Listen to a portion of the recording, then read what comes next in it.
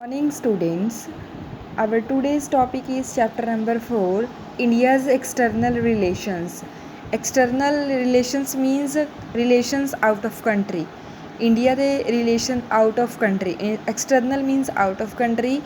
Internal means within the country. So today we will discuss about the external relations of India. India's relations with the other countries. International context. India was born in a very trying and challenging international context. India the birth ਹੈ ਜਿਹੜਾ ਉਹ ਇੱਕ ਬਹੁਤ ਜ਼ਿਆਦਾ challenge face ਕਰਨ ਦੇ time international challenge ਜਿਹੜੇ ਇਹਨੂੰ ਫੇਸ ਕਰਨੇ ਪਏ ਸੀ ਉਸ time the world had witnessed a devastating war and was grappling with issues of reconstruction ਕਿਉਂਕਿ ਇਹਨੂੰ ਬਹੁਤ ਸਾਰੇ ਵਾਰਸ ਨੇ ਜਿਹੜੇ ਉਹ ਵੀ ਫੇਸ ਕਰਨੇ ਪਏ ਸੀਗੇ ਫਿਰ ਇਸ ਨੂੰ ਆਪਣੇ ਆਪ ਨੂੰ ਰੀਕਨਸਟਰਕਟ ਵੀ ਕਰਨਾ ਪਿਆ ਸੀਗਾ yet another attempt to establish an international body was underway many new countries were emerging as a result of the collapse of the colonialism ਉਸ ਟਾਈਮ ਬਹੁਤ ਸਾਰੇ ਜਿਹੜੇ ਕੰਟਰੀ ਨੇਗੇ ਉਹ ਵੀ ਇਮਰਜ ਹੋ ਰਹੇ ਸੀਗੇ due to the collapse of the colonialism and most new nations were trying to come to terms with the twin challenges of welfare and democracy ਬਹੁਤ ਸਾਰੇ ਨਵੇਂ ਜਿਹੜੇ ਨੇਸ਼ਨਸ ਨੇ ਉਹ ਵੀ ਆਪਣੇ ਆਪ ਨੂੰ ਫਾਰਮ ਦੇ ਵਿੱਚ ਆਉਣ ਦਾ ਟਰਾਈ ਕਰ ਰਹੇ ਸੀ free India's foreign policy reflected all these concerns in the period immediately after the independence India ਦੀ ਜਿਹੜੀ ਫ੍ਰੀ ਫੋਰਨ ਪੋਲਿਸੀ ਹੈਗੀ ਉਹ ਆਫਟਰ ਇੰਡੀਪੈਂਡੈਂਸ ਹੈ ਜਿਹੜੀ ਉਹ ਆਈ ਸੀ ਕੰਸਰਨ ਦੇ ਵਿੱਚ ਫੋਰਨ ਪੋਲਿਸੀ ਮੀਨਸ ਸਾਡਾ ਫੋਰਨ ਦੇ ਨਾਲ ਬਾਹਰ ਐਕਸਟਰਨਲ ਰਿਲੇਸ਼ਨਸ ਨੇ ਜਿਹੜੇ ਬਾਹਰ ਦੇ ਕੰਟਰੀਜ਼ ਦੇ ਨਾਲ ਦੂਜੇ ਕੰਟਰੀਜ਼ ਦੇ ਨਾਲ ਉਹ ਕਿਸ ਤਰੀਕੇ ਦੇ ਨੇਗੇ ਤਾਂ ਉਹ ਫੋਰਨ ਪੋਲਿਸੀ ਹੁੰਦੀ ਹੈ ਬੇਟਾ ਕਿ ਸਾਡੇ ਦੂਸਰੇ ਕੰਟਰੀਜ਼ ਦੇ ਨਾਲ ਕਿਹੋ ਜਿਹੇ ਰਿਲੇਸ਼ਨਸ ਨੇਗੇ whether they are related with the trade or other relations that is called the foreign policy Apart from these factors at the global level, India had its own share of concerns. The British government left behind the legacy of the many international disputes. British government ਹੈ ਜਿਹੜੀ ਉਸ ਦੇ ਪਿੱਛੇ ਬਹੁਤ ਸਾਰੇ international dispute ਨੇ ਜਿਹੜੇ ਉਹ ਵੀ ਸੀਗੇ Partition created its own pressures and task of the poverty alleviation was already waiting for fulfillment. Partition ਸੀ ਜਿਹੜੀ ਉਹ ਹੁਣੇ ਹੋਈ ਸੀਗੀ ਤਾਂ ਉਸ ਤੋਂ ਬਾਅਦ ਇੱਕ ਟਾਸਕ ਪਾਵਰਟੀ ਵਾਲਾ ਜਿਹੜਾ ਸੀਗਾ ਉਹ ਵੀ ਅੱਗੇ ਸੀਗਾ ਇੰਡੀਆ ਤੋਂ ਫੇਸ ਕਰਨਾ ਪਿਆ ਸੀ ਜਿਹੜਾ ਕਿਉਂਕਿ ਇੰਡੀਆ ਦੇ ਵਿੱਚ ਪਾਵਰਟੀ ਬਹੁਤ ਜ਼ਿਆਦਾ ਸੀਗੀ this was the overall context in ਵਿਚ India started participating in the world affairs as an the independent nation state ਤਾਂ ਇਹੋ ਜਿਹੇ ਸਾਰੇ ਬਹੁਤ ਸਾਰੇ ਅਫੇਅਰ ਸੀਗੇ ਜਿਸ ਦੇ ਵਿੱਚ ਇੰਡੀਆ ਨੇ ਪਾਰਟੀਸਪੇਟ ਕਰਨਾ ਸ਼ੁਰੂ ਕੀਤਾ ਸੀ ਵਰਲਡ ਅਫੇਅਰਸ ਦੇ ਵਿੱਚ ਜਦੋਂ ਇਹ ਇੱਕ ਇੰਡੀਪੈਂਡੈਂਟ ਨੇਸ਼ਨ ਸਟੇਟ ਬਣ ਗਿਆ ਸੀਗਾ as a nation born in the backdrop of the world war India decided to conduct its foreign relations with an aim to respect the sovereignty of the all other nations and to achieve security through the maintenance of peace. The aims finds to echo in the directive principles of the state policy.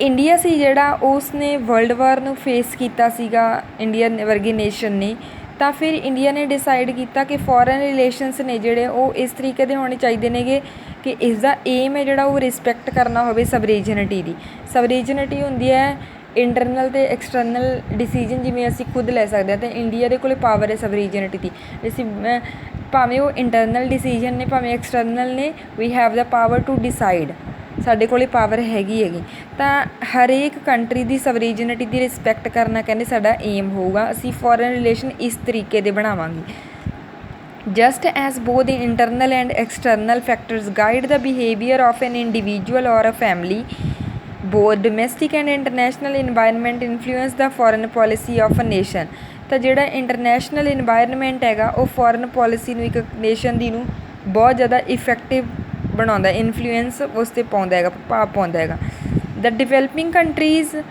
lack the required resources to effectively advocate their concerns in the international system, so they pursue more modest goal than the advanced states.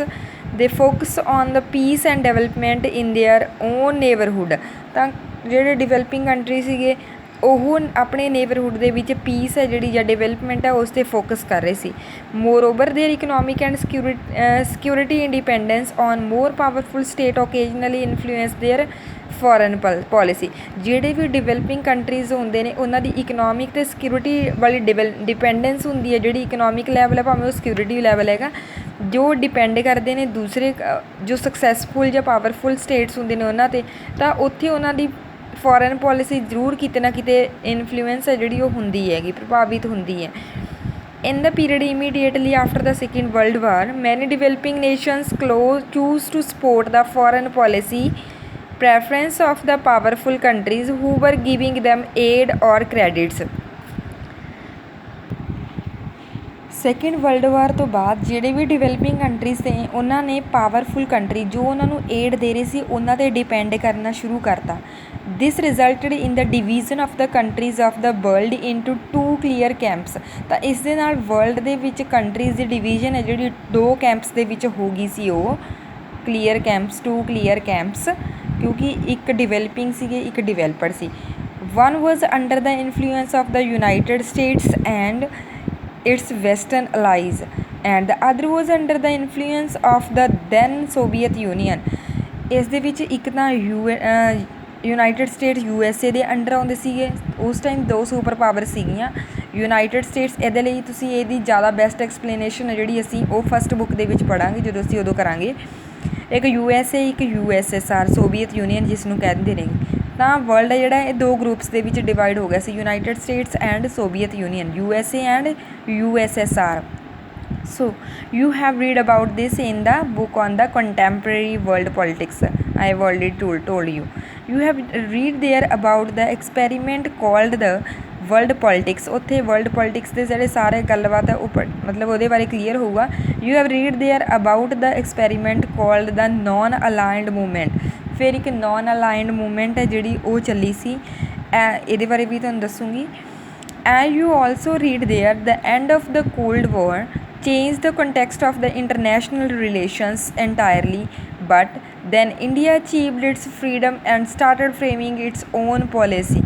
ਤਾਂ ਫਿਰ ਉਸ time India ਜਿਹੜਾ ਉਸ ਨੇ ਆਪਣੇ ਆਪ ਨੂੰ ਅਲੱਗ ਤੋਂ ਹੀ ਰੱਖਿਆ ਸੀਗਾ, ਤਾਂ ਇੰਡੀਆ ਨੇ ਫਰੀਡਮ ਅਚੀਵ ਕੀਤੀ ਅਤੇ ਆਪਣੀ ਫੋਰਨ ਪੋਲਿਸੀ ਹੈ ਜਿਹੜੀ ਉਹ ਬਣਾਉਣੀ ਸ਼ੁਰੂ। The Cold War was just beginning and the world was getting divided into these 2 camps। Cold ਵਾਰ ਹੈ ਜਿਹੜਾ ਜਦੋਂ ਬਿਗਨ ਹੋਇਆ ਸੀ ਤਾਂ ਵਰਲਡ ਹੈ ਜਿਹੜਾ ਇਹਨਾਂ 2 ਕੈਂਪਸ ਦੇ ਵਿੱਚ, 2 ਗਰੁੱਪਸ ਦੇ ਵਿੱਚ ਡਿਵਾਈਡ ਹੋ ਗਿਆ ਸੀ, USA and USSR। Did India belong to any of these 2 camps in the global politics of the 50s and 60s? Was it successful in conducting its foreign policy peacefully and avoiding international ਕੌਨਫਲਿਕਟਸ? ਕਿ India ਕਹਿੰਦੇ ਇਸ ਦੇ ਵਿੱਚ join ਕੀਤਾ ਸੀ, India ਨੇ ਇਸ ਦੇ ਵਿੱਚ ਆਪਣੇ ਆਪ ਨੂੰ, ਜਾਂ ਫਿਰ ਇਹ ਆਪਣੇ ਆਪ ਦੇ ਵਿੱਚ ਇਹਨਾਂ ਕੌਨਫਲਿਕਟਸ ਨੂੰ ਵਧਾਉਣ ਦੇ ਵਿੱਚ ਸਕਸੈਸਫੁਲ ਹੋਏ ਸੀ ਜਾਂ ਨਹੀਂ। ਇਹ ਅਸੀਂ ਨੋਨ ਅਲਾਈਨਮੈਂਟ ਮੂਵਮੈਂਟ ਦੇ ਵਿੱਚ ਕਲੀਅਰ ਹੋ ਜੂ ਕਿ ਇੰਡੀਆ ਇਹਦੇ ਵਿੱਚ ਇਨਵੋਲਵ ਹੋਇਆ ਸੀ ਜਾਂ ਨਹੀਂ ਹੋਇਆ ਸੀ।